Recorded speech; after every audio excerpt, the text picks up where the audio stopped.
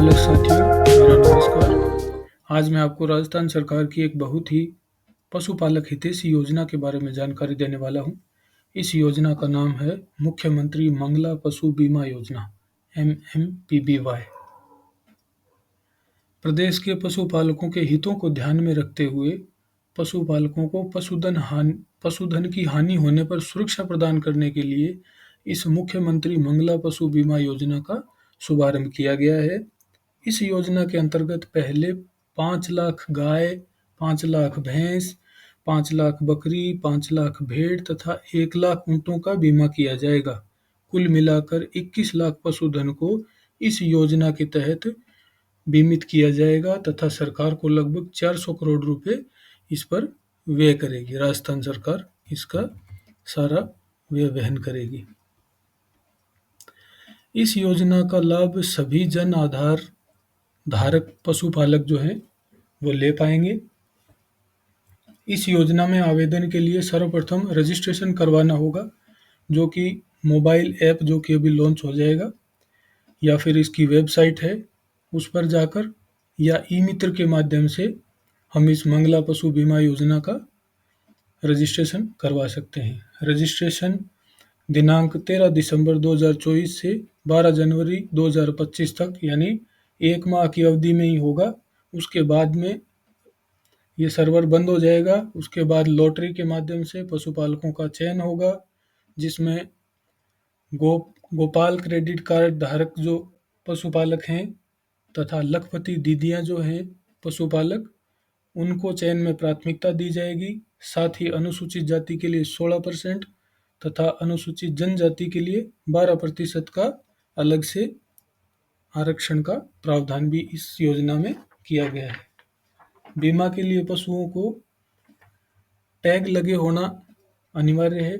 12 digit का जो पीले कलर के जो टैग लगे हैं गाय भैंसों में, और बैंगनी कलर के जो छोटे बकरियों में उनमें टैग लगे हैं, वो होने ज़रूरी हैं। लॉटरी में जब चयन हो जाएगा पशुपालक का, तो उसके अधिकतम 2 जानवर, जैसे या तो 2 गाय या 2 भैंस, या 1 गाय 1 भैंस, या फिर 10 बकरियां, या फिर 10 भेड़, या सिर्फ 1 ऊँट का निःशुल्क बीमा होगा। साथ ही यह बीमा सिर्फ उन्हीं जानवरों का होगा जो अन्य किसी योजना के तहत बीमित नहीं है। ये बीमा 1 वर्ष के लिए किया जाएगा। इसके लिए पशुपालक को कोई भी प्रीमियम नहीं देना होगा, ये पूर्णतः निःशुल्क है। बीमा राशि कितनी होगी, इसका निर्धारण पशु की नस्ल, उसकी उम्र तथा उसकी दूध उत्पादन क्षमता के आधार पर किया जाएगा। लेकिन किसी भी कंडीशन में बीमा की जो अधिकतम राशि है वो 40,000 रुपये से ज़्यादा नहीं होगी। पशुओं के बीमे के लिए कुछ उम्र निर्धारण किया गया है। गाय के लिए अगर बीमा करवाते हैं तो उसकी उम्र 3 साल से 12 साल के बीच में होनी चाहिए। भैंस के लिए 4 साल से 12 साल के बीच में, भेड़ बकरियां 1 से 6 साल की होंगी, उन्हीं का बीमा होगा, तथा ऊँट की उम्र 2 साल से लेकर 15 साल तक होगी, उन्हीं का बीमा हम करवा पाएंगे। सभी बीमा से संबंधित जानकारियां पशुपालक को SMS से उनके मोबाइल नंबर पर प्राप्त हो जाएंगी। इस योजना का क्रियान्वयन SIPF जो है, राजस्थान बीमा प्रावधान निधि विभाग तथा पशुपालन विभाग दोनों मिलकर करेंगे। सभी जानकारियां SMS से आपको मिल जाएंगी। पशु बीमा के लिए ग्राम पंचायत, ग्राम या राजस्व गांव के लेवल पे अलग अलग तिथियों को शिविर लगा के उनका बीमा किया जाएगा जानवरों का, और जिसकी सूचना आपको SMS से पहले ही दे दी जाएगी। बीमा होने के बाद पॉलिसी का लिंक भी SMS पे आ जाएगा, जिससे आप बीमा की पॉलिसी जो है वो डाउनलोड करके अपने काम में ले पाएंगे। अब बात आती है इस योजना में किस तरह की आपदाएं पर बीमा क्लेम मिलेगा।